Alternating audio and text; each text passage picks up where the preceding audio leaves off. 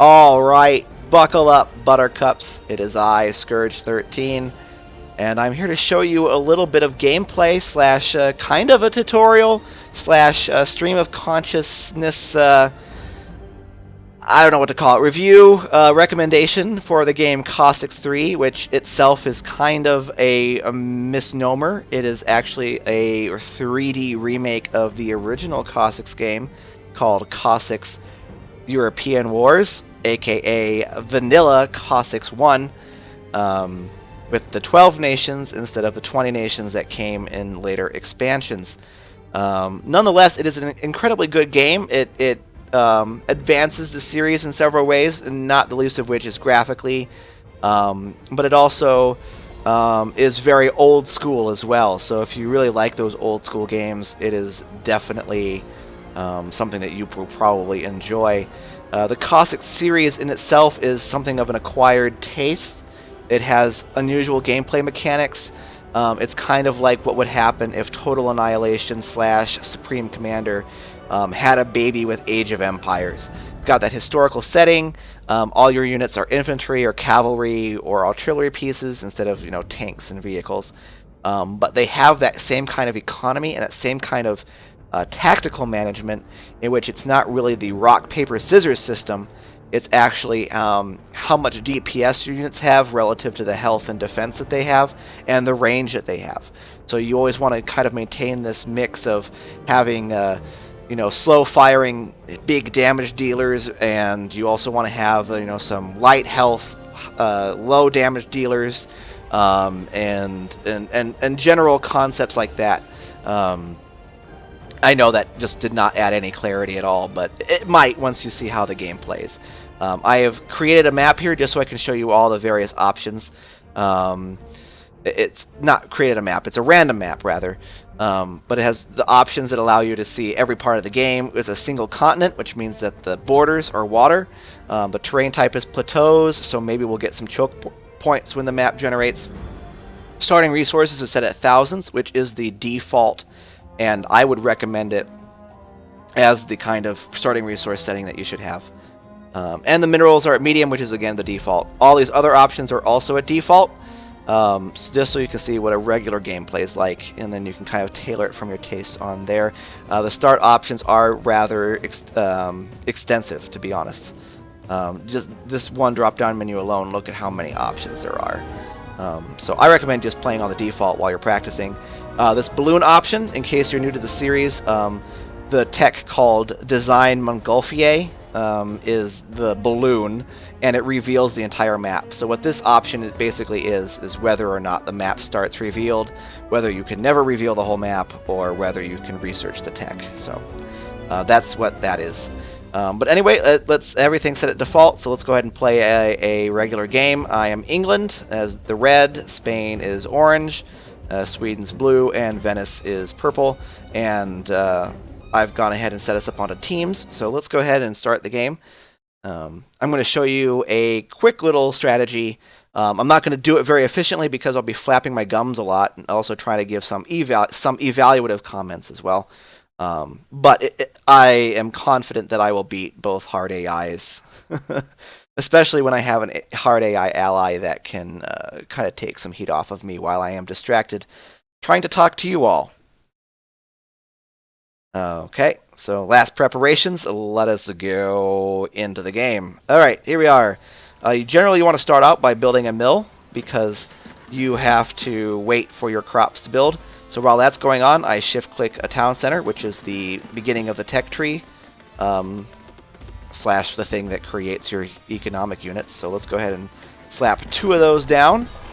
Now I kind of welched it here with my building placement. I didn't quite space it out enough. There should be a whole row of crops back here, but we'll deal with it. It's not a big deal. I like to immediately research the improved grain crops treatment upgrade so that you can your harvesters will harvest faster. Your farmers will harvest faster. I'm going to go ahead and click on this, right-click on this map. You can see that you can set a rally point. That's the X, but when you click on a rock or a tree, it kind of disappears behind it.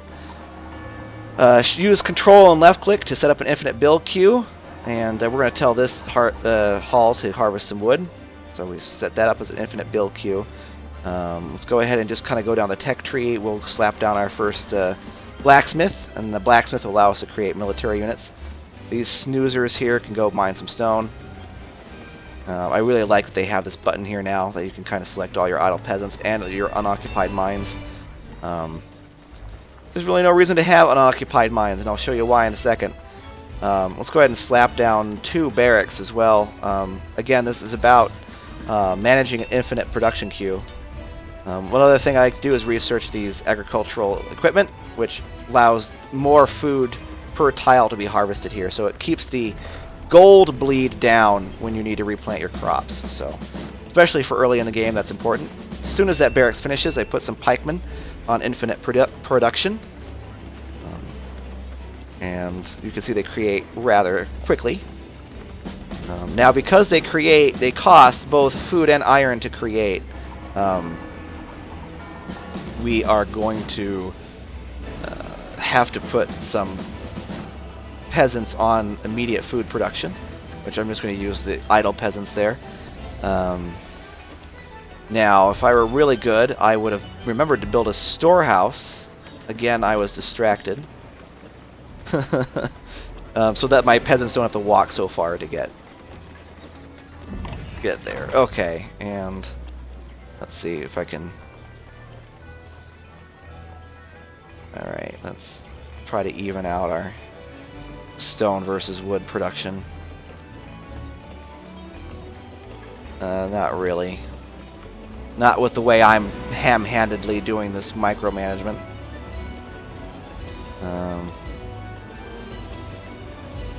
That's close enough, right? That's close enough to even. So now these guys are harvesting really quickly, and the fields should be fairly durable, so we won't have to pay for anything in a while. That'll be good. Once we get some... At least both of these guys are producing. Got some idle peasants. I'm not sure why, but that's okay, because we need to put a mine down. Now, it's important to keep in mind that your mines and civilian units and these town centers here can get captured by the enemy. So you want to make sure you have some melee units guarding them. And these starting melee units, these pikemen, do a great job of that. And you want to kind of deploy them in little haphazard groups where you have concentrations of peasants working. Let's go ahead and grab some of these guys over here and kind of put them in the field. Keep everything so they don't immediately get raffle stomped. As you can see, they have a little bit more points than I do as well, the AI. Let's move into the darker terrain so you can see that. It's probably because they have a market built. Let's do a quick comparison. No, it's because they have an academy and a market built. Okay, good to know, good to know. Alright, we've got some wood going here, so let's go ahead and build that market so we can start exchanging resources. It's very important that you do that. And let's highlight some other units and have them build, shift-click and build an academy. Now, shift-clicking a working unit and then telling them to build something will tell them to build it immediately, but what it will also do is they will go back to whatever they were working on before they started building. So that's a great way to manage your economy and just have some of that macro control. Now, once we have this academy here, we'll have access to a bunch of technologies that we can research to improve our units and our harvesting ability. And I just kind of research those as they become available. I don't necessarily min-max that with the market to make sure I buy one tech at a certain time mark. It's only 5 minutes in the game, and I'm already at 133 units, so you can kind of see the pace of the game is quite quick in terms of building things. Again, don't let the art style fool you. If you play this just like Age of Empires, where you just kind of queue up a handful of units and then send them off to do things, you're going to have a rough time because the AI and the enemy players will just be all over you in the time it will take for you to do things. Another benefit is that you can band select a group of peasants and then tell them to build a mine, and they will only send enough peasants to fill the mine, so that you don't have to really worry about... there we go. I evened out the wood and gold stone there. What was I saying? Oh yeah, you don't have to worry about sending over hordes of people when they can only have 5 work in a mine. You can also upgrade the mines so that there are more people that can work in them. However, especially if you're playing on a land-based map like this one, it's much easier to just control more map than it is to upgrade your mines. But if you're playing on a peninsula map or an island map, you will want to make sure you upgrade them rather early so that you don't have to control as much territory or have to launch an amphibious invasion. Very low on gold. That's because I don't have any working the mine. I'll probably just use the market to purchase some. We seem to have a glut of wood for this stage of the game, so we're going to go ahead and trade 1,000 for some gold. There we are. Now, what did I research? Let's go ahead and develop geology so that I can see the deposits through the fog of war. It'll actually allow me to see where the deposits are. It'll also highlight them on the minimap that's revealed. There's another gold mine down there.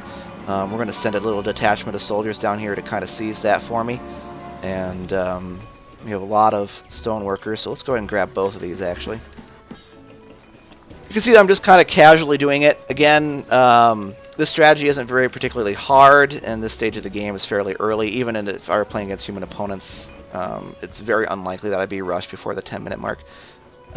But nonetheless, you do want to be on your toes. We're almost at the number of pikemen I want, which is 120. I'm going to create a formation of 120, and then we're going to send them off to attack our nearest enemy, which is probably going to be down here. You can see I can now see through the fog of war what these mines are, so I can make intelligent decisions. It looks like this was a good direction to go.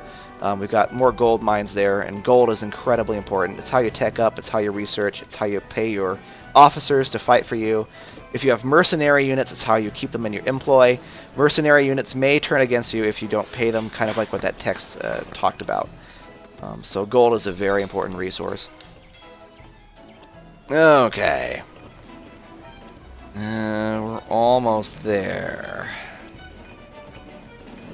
Now, putting units into formations doesn't just make them easier to manage, it actually gives them some significant bonuses.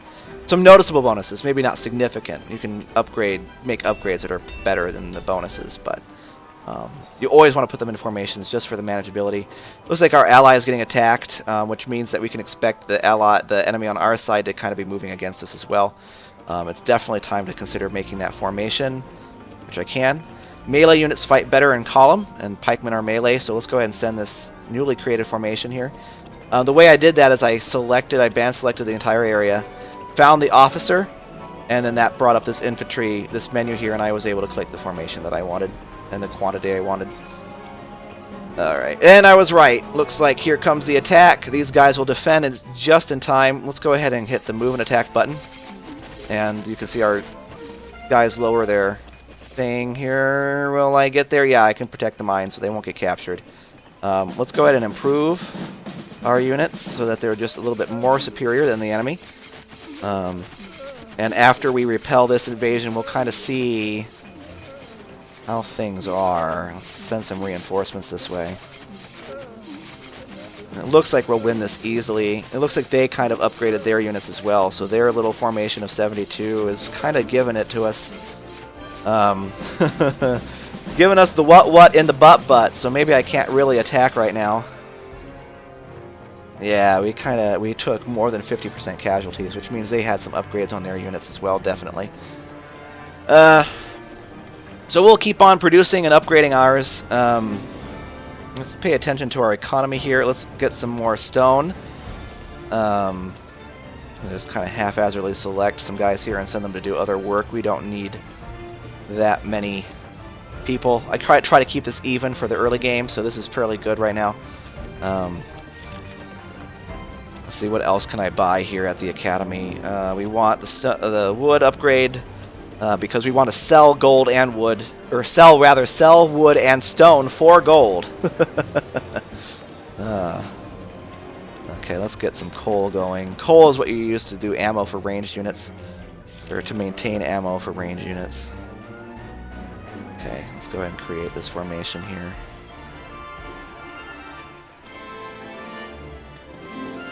Let's go ahead and ameliorate the fields because they're getting kind of wimpy looking and they're starting to cause gold bleed by getting harvested all the way, so we'll go ahead and up their durability there. Okay. Any other... No. Here, this will also create better harvesting efficiency so that we can get more food faster. Because food is also a big resource, especially when taking up your units. I can't even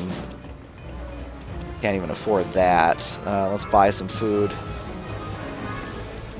And then let's buy some gold.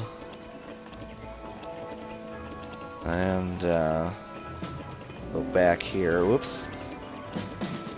Yeah. That way we have... Wow. Okay.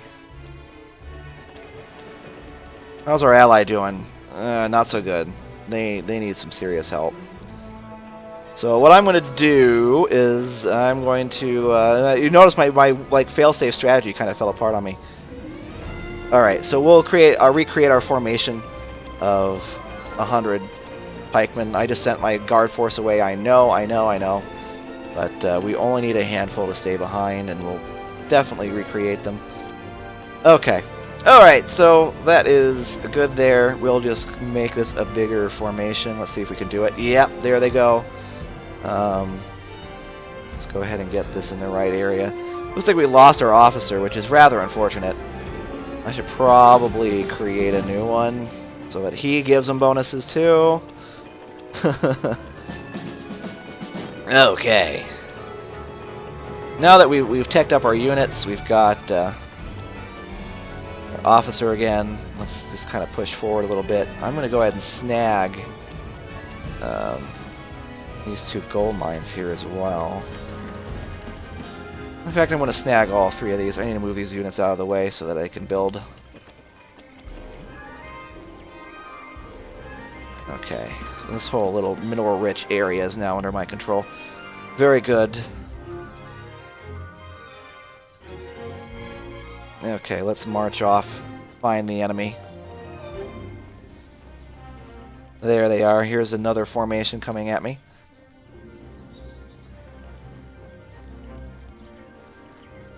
Let's do an attack move order so that they automatically attack. I did not wait for the officer, so we'll see if we get the bonuses. I'm sure we'll handily beat them. You can see that they're just kind of melting away now. We only took 2 casualties for that whole deal. We'll easily replenish them here. Refill the formation. Let's also hotkey it. Alright, now let's find their base. Let's go ahead and just kind of redeploy so that we're not marching in a big clump for artillery to find us. Alright, it looks like they're going to build an artillery tower as well, so let's go ahead and march on in. My ally just got raffle stomped. Darn it.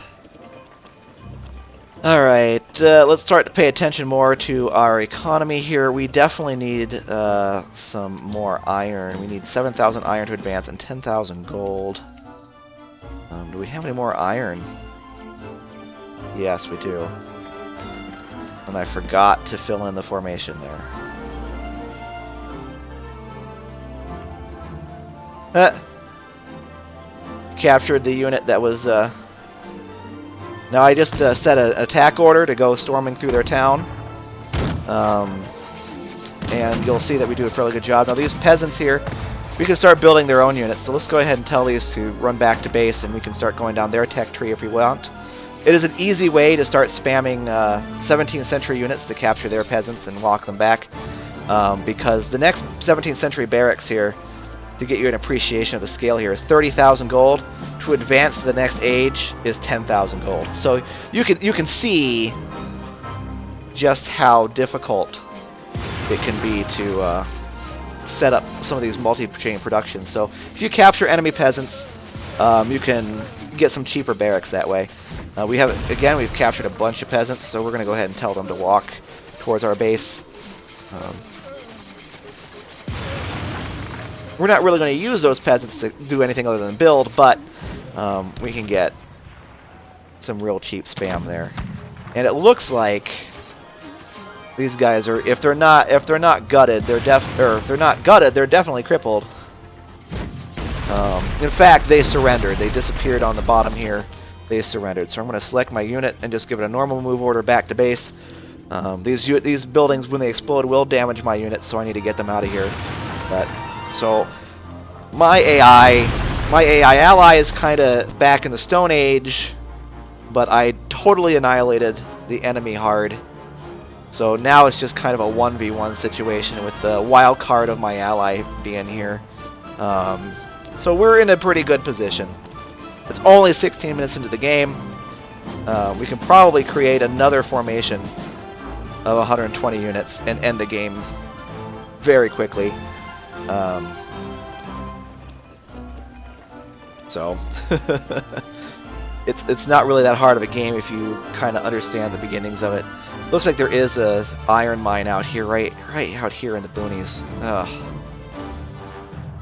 And we'll need it, so let's do it. Let's send some random standing around pikemen to guard the mine. Go ahead and upgrade these guys again.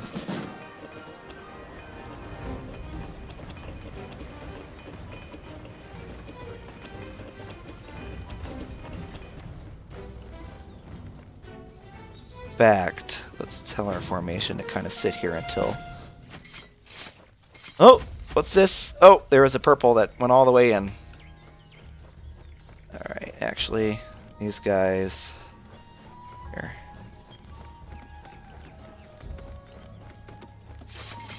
Yeah.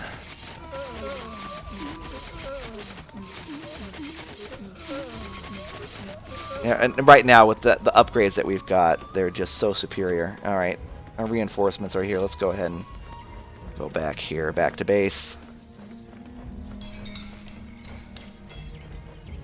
Okay. We've got a fairly good smattering. I just don't need coal right now. But we do need to tech up, so let's go ahead and go up the tech tree here. Let's see, we need some cavalry. That's so that we can unlock the artillery building, because we can't advance until we have an artillery depot and a cathedral. So, and the prerequisite for the artillery depot is the stables. So we have to build both of these. I guess we don't have to build both. We just need to build one. But we don't even need to tech up to win this game. 16,000 food here, and how much food is that? 17,000. Let's use the market. Let's buy some food. Yeah. Alright. And then I think they only go up to level 7 in terms of upgrades, so... Here, let's go ahead and refill this formation. Up to 120. Now, I could have attacked a lot earlier, too, with a formation of like 36 men or 72 men, but I did not. Let's go ahead and look at this. How many do I have here? 88. We'll be able to create another unit of 120, and that'll finish out the game. You can see that our allies are kind of back on their feet a little bit. They send an attack of their own. It looks like it's going to get repulsed, though, but they have another wave coming. So it looks like they're doing okay-ish. They're not out of the game, and they're not going to win the game on their own either, so... Let's increase our food efficiency. Again, I kind of research those upgrades as they become available. We've got 30 people working in stone mines and iron mines, and we're just now being able to afford our upgrade here. Iron, 18,500. Now that's new. Okay. I don't know if that's really new. I'm going to build just the one artillery depot and then just the one cathedral. We don't really need to mass-produce arty to win. Okay.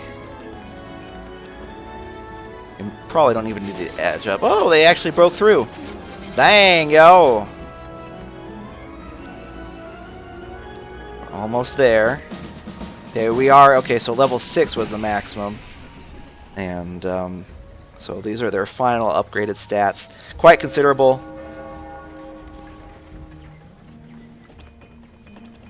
Okay. And these are all Spanish peasants here. Apparently I already have a Spanish town hall somewhere. I captured it probably. Where is it? Or maybe I didn't. This is just what I have available without... whatever. I'm not going to try to solve that mystery. Okay, we have 120 here. Put them in column. Nope, not yet. And you can also fiddle around with the unit sizes as well on this. Okay, looks like we lost the officer to that squad, but that's okay.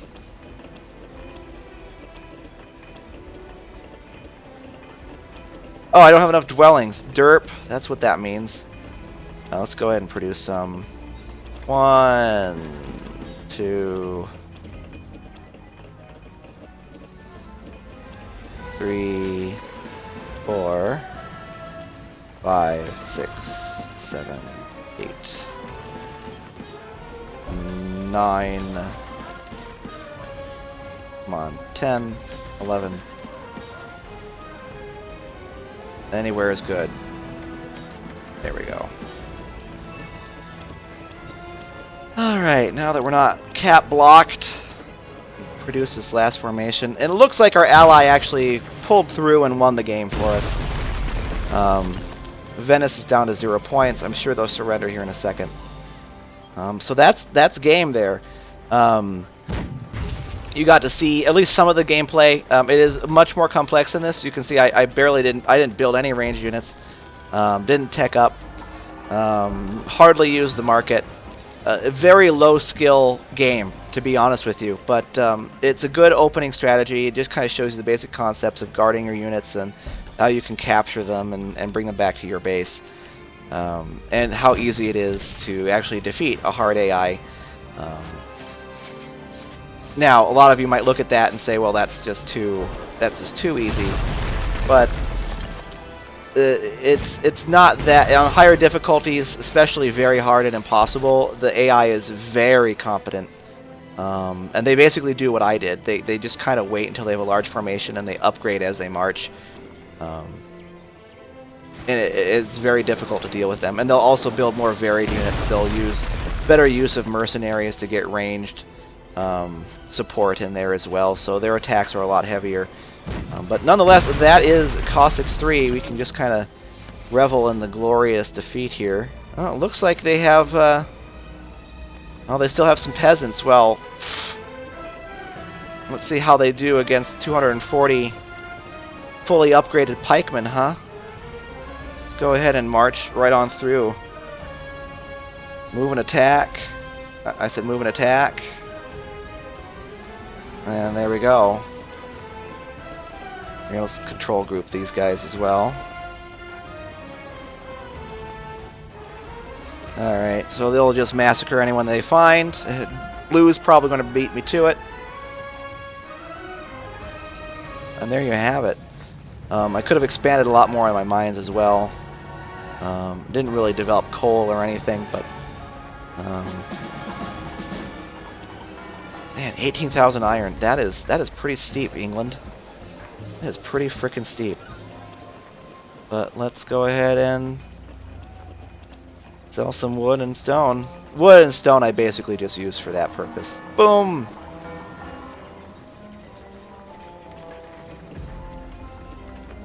And as you can also see, this is a plateaus map, and I don't see no frickin' plateaus, do you? I don't. Alright, so we're already at the 18th century. The upgrade doesn't take very long at all. Let's design the balloon. That reveals the whole map. You know, just in case there's like a unit hiding in the corner or something, but I doubt it. Blue is going to beat me to the punch. In fact, blue has a higher point value than I do at this point. How much is the 18th century barracks for you guys? 1250 gold. So that's standard. 12,500 gold is standard for an 18th century barracks, but we're not going to need it. We didn't even need any 17th century range units. But again, that's partly the difficulty, but humans will play this way as well. They'll just kind of overwhelm you with max upgraded pikemen. Maybe they'll support with artillery, but not. Last note here, priests can heal units as well, and you want to mass produce those if you're going to go for a support strategy like that. Once we capture all this stuff in the bottom, that should be it. I don't see any other civilian units, and we do have the map revealed, so once this mine is captured, that should be game. Yep. No. Well, where are they? There they go. They surrendered. So that's game. Very easy strategy there. I probably, if I was just more efficient, I could have ended it even twice as fast as I did. But anyway, that's the game. I hope you can see why I like it. It's got some depth to it, but it's not hard to manage. At no point do you really struggle to manage. It's more about the strategic decision making about how many formations you create, what kind of units you create, and it's not really about recon and hard counters. It's more about just managing your units and giving them the right attack order at the right time and telling them to go around the right path, and also putting them in the right formation to get their maximum utility and bonuses. And that's why I quite enjoy it. Maybe later on the channel I'll upload maybe a more complex battle or a battle against a human being. If you watched any of my Homeworld series, you know that I play strategy games to play against players and not really the AI, but I thought I would just show you a real quick matchup against the AI just to kind of show you some basics and how you can get started and not die immediately. I hope you enjoyed it. If you did, leave a like. If you didn't, leave a dislike. You know, in the end, both of them help me. So thanks so much, and I'll talk to you next time, and hopefully that will be soon.